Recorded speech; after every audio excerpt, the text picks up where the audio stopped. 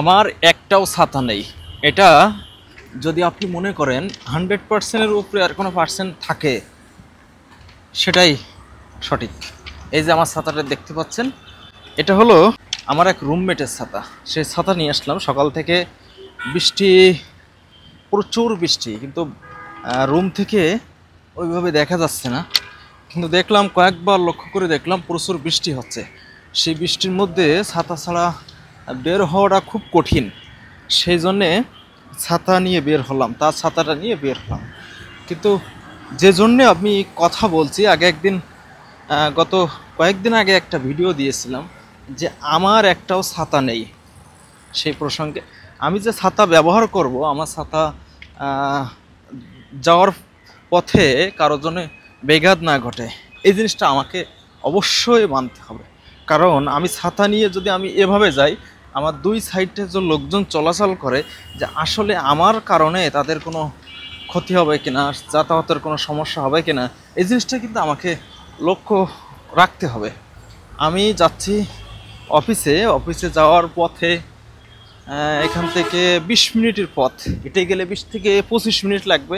আধা ঘন্টা লাগবে না, 20 থেকে 22, 23, 24, 25 মিনিট হয়তো লাগতে পারে, তার বেশি না। তার ভিতরে আমি পৌঁছে যাব। এর মধ্যে বিশেষ করে এই যে রেল লাইন হাঁটতেছি না, আপনারা দেখতেই পাচ্ছেন, এই যে রেল লাইন দেখুন, রেল লাইন দিয়ে হাঁটতেছি, এই যে দেখুন, রেল লাইন দিয়ে হাঁটার পথে আমাকে বৃষ্টি হচ্ছে। এই যে দেখুন, ট্রেন যাচ্ছে আর আমি আর এক সাইডে যাচ্ছি, অর্থাৎ দুই লেনের রাস্তা। জানি না আমার কথা শুনতে পাচ্ছেন কিনা।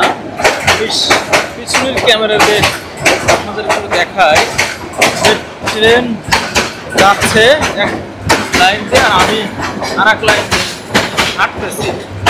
যেটা বলছিলাম, আমাকে ভাবতে হবে যে আসলে আমার ছাতার জন্য অন্য আর একজনের কোনো ক্ষতি না হয়।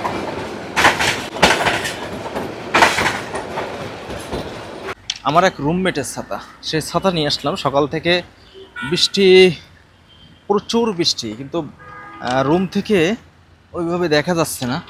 কিন্তু দেখলাম, কয়েকবার লক্ষ্য করে দেখলাম প্রচুর বৃষ্টি হচ্ছে। সেই বৃষ্টির মধ্যে ছাতা ছাড়া বের হওয়াটা খুব কঠিন। সেই জন্যে ছাতা নিয়ে বের হলাম, তার ছাতাটা নিয়ে বের হলাম। কিন্তু যে জন্যে আমি কথা বলছি, গত কয়েকদিন আগে একটা ভিডিও দিয়েছিলাম যে আমার একটাও ছাতা নেই।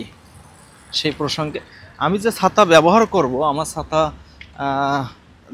যাওয়ার পথে কারোর জন্য ব্যাঘাত না ঘটে,